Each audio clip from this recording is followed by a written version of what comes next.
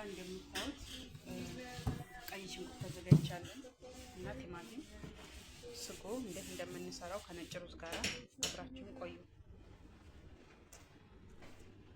ይህን ይመስላል። በትላልቁ ነው የምንከትፈው። ይኸው ሽንኩርታችንን በትላልቁ ከትፈናል። እንደዚህ በቁም በቁም አቦ ሶክሬ እንደዚህ አስመሰለናል። ይህን ይመስላል። ጨምርበታለሁ። በዚህ መልኩ ነው የሸፈንኩት። እንደምታዩት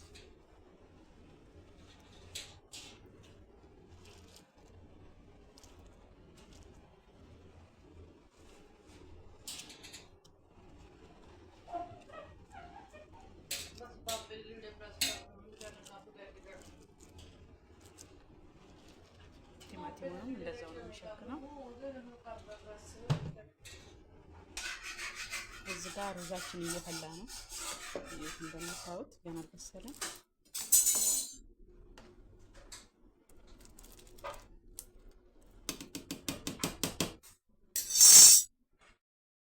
ወዶችዬ በዚህ መልኩ ሽንኩርታችንን አዘጋጅተናል። እዚህ ጋር ንጹህ ድስት ጥደናል።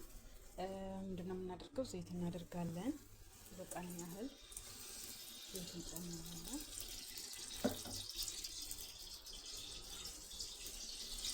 አደርጋለሁ ዘይት በቃኝ ያህል አደረግኩ። በኋላ ዘይት ሲግልልኝ ሽንኩርቱን ጨመርኩኝ። ያው በረጃጅም በቁመት ነው የተከተፈው።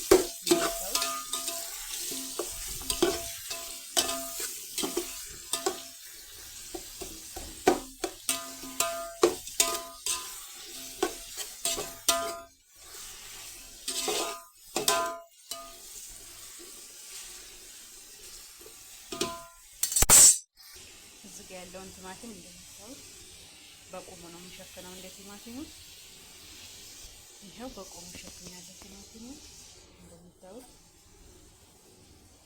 ያው እንደ ሽንኩርት ነው የሸፈንኩት ማለት ነው። እዚህ ጋር ሽንኩርታችን እየበሰለ ነው።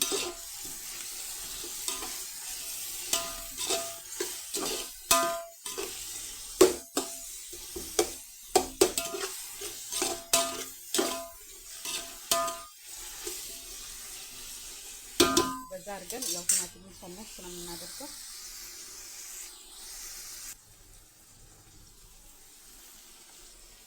እዚህ ጋር ነጭ ሽንኩርትና ዝንጅብል ትፈጫለኝ። ወረድ ፍሬዘር ስላደረኩት ታደርጋ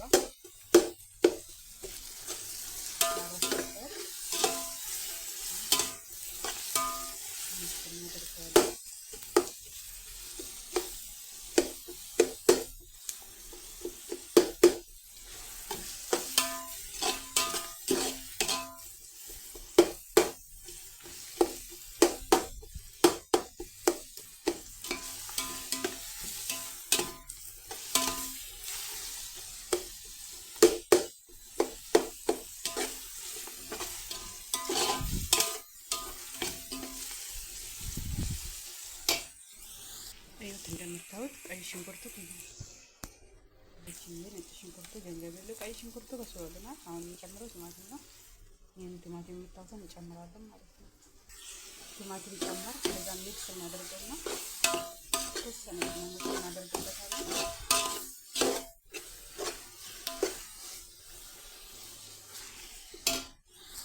ወደዚህ ያረኩበት ቅመም ያው ጨው፣ ከሙን፣ ኩርኩም፣ ዝባራ በስቴም ተንተቀምጦ በጣም ሚክስ እናደርገዋለን። ትንሽ ይበስላል። ከዛም በኋላ ሩዝ ነው ከላይ አድርገን እሳቱን ቀንሰን የምንተወው ማለት ነው። እዛም ከሳ ጋራ ከነጭ ጋራ ይበላል ማለት ነው። በጣም ነው የሚጥመው። ትወዱታላችሁ፣ ቅመሱ። ይሄው እዚህ ጋር እንደምታዩት ሩዜን ቀቅል ያደርሻለሁ። አሁን እንግዲህ ከቁሊታችን ላይ ከላይ ነው የምንጨምረው ማለት ነው። በዚህ መልኩ ቁሊቱ ደርሷል። ይሄ እንደምታዩት አያችሁ አውጥቼ ቁልቱ ይሄን ይመስላል። ሩዝ ጋር ነው ያለው እንጨምራለን ማለት ነው። ቢስሚላህ አናደባለቀውም። ዝም ብለን ነው ከላይ የምናደርገው ሩዙ ማለት ነው። ይሄው በዚህ መልኩ እናደርጋለን። ነጭ ሩዝ የሚፈልግ ነጭ ሩዝ ይበላል። ከስር ቁልት ያለውን ቁልት የሚፈልግም አብሮ ይበላል ማለት ነው። ዛት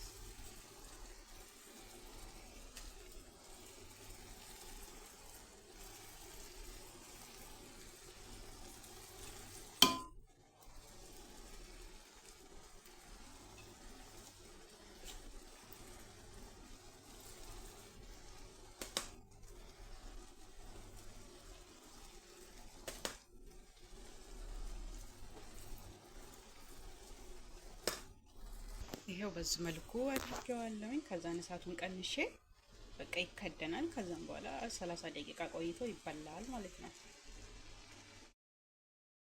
እቺዬ እዚህ ጋር ያሳው ዘይቴ ግሎልኛል። እዚህ ጋር ቅድም የቀመምነው አሳ አለ እንጠብሳለን ማለት ነው።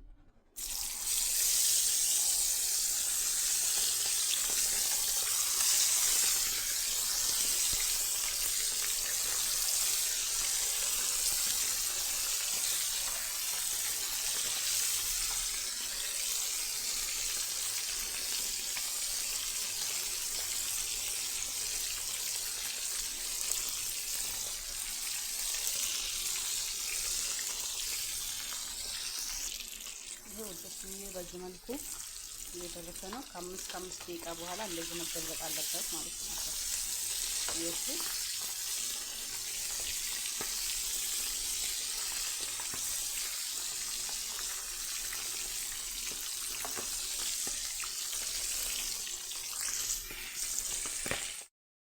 ውዶች የተጠቀምኩት ቅመም ያው እንግዲህ ያሳ ቅመም በሙሉ የተባለ ተጠቅሜያለሁ።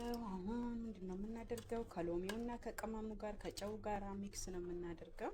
እንደዚህ በደንብ እሽት እናደርገዋለን። እንደዚህ ውስጡ ሁላ በሙሉ ማለት ነው።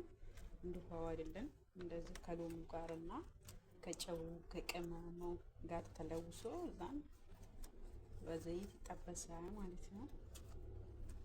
ከዛን ይበላል ያላችኋ በነጭ ሩዝ እና እንደዛ ነው። በነገራችን ላይ የሁሉም ቤት አሰራር ይለያል። ሁልጊዜ የምለው ነገር ነው። አንዳንዱ ቤት እንደዚህ ሁሉ ነገር አይሟላም፣ ቅመሙም ቢሆን ሁሉ ነገር እና ባላችሁ ሰርታችሁ ብሉ እላችኋለሁ። የመዳም ቅመሞች አሳ ጠቃሚ ናት። አሳ እንበላም አትበሉ። አሳ ጥሩ ምግብ ነው፣ ተጠቀሙ እላችኋለሁ። በተለይ እንደዚህ የጉልበት ስራ የምንሰራ ልጆች አሳ ጤና ነው። አያወፍር ሰው ምን አይል ያሳ ዘይት ጠጡ አይደለም እንደሚባለው ሲጀመር ማለት ነው። እኛ አረብ ሀገር ያለ ልጆች ደግሞ ያሳ ዘይት ያስፈልገናል። ምክንያቱም እየበላ ነው ፍሬሹ እና እንደዛ ነው እላችኋለሁ። ያሳ ዘይት ከምትጠጡ አሳይቱን ራሷን ቁርጥምጥም አድርጋችሁ ብትበሉ መድኃኒት ነው ማለት ነው። እሺ ሰምታችኋል። እና እኔ ደግሞ ካለ ሀሳብ ነው መሰለኝ ቅመም ያብዝዝቸዋለሁ። ህይወቱማ ተኝቷል እዚህ ጋር እንለውሰው ደማርገን ከሎሚው ጋር እና ከጨው ጋር አሪፍ ይሆናል ማለት ነው።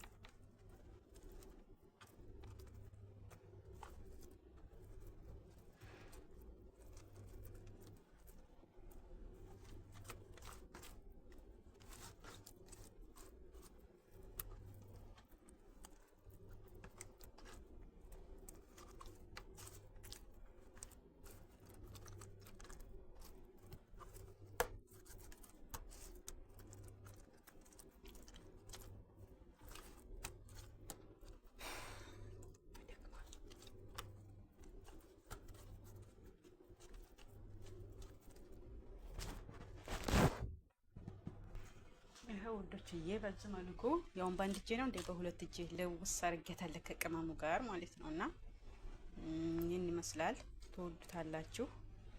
እናንተም እንደዚህ እየሰራችሁ ተጠቀሙ። አለይኩም ወራህመቱላሂ ወበረካቱህ። ውድ ሮዚ ዩቲዩብ ቤተሰቦች እንዴት ናችሁ? ደህና ናችሁ? አላህ አልሐምዱሊላህ። ዛሬ የምንሰራው ፊሽ ነው ወይም ማሳ እና እንደዚህ በዚህ መልኩ አጥቤ አዘገጃጅቻለሁ። ይኸው እንደምታዩት ፏ ብላለች። አሁን አጥቤ አዘጋጅቻለሁ። በጨውን በምናምን ያጠብኩትና አሁን ምንድነው የማደርግበት? ሎሚ ያደርግበታለሁ። ሎሚ ካደረግኩ በኋላ ቅመሞች ነው የማደርገው ማለት ነው። ይኸውልችዬ እዚህ ጋር 3 ሎሚ አዘጋጅቻለሁ። እነዚህ ሎሚ እዚህ ጋር ፈርጠዋለሁ ማለት ነው። ይሄን እንደምታዩት አሳው ግን ብዙ ነው። አሁን ሎሚ አድርጌ ጨርሻለሁ። አሁን የማደርገው ጨው ነው።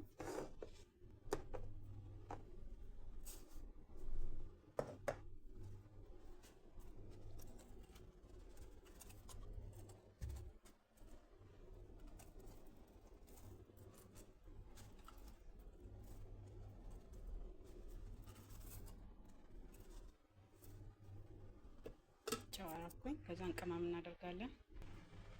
ይኸው እዚህ ጋር ያሳቀመም አለኝ። እዚህ ጋር ያሳቀመም አለኝ። እዚህ ጋር አሁን የተጠቀምኩት ጨው፣ ሎሚ እና ደርሲም ነው ማለት ነው። የተጠቀምኩት ደርሲም እና የያሳውን ቅመም እጠቀማለሁ።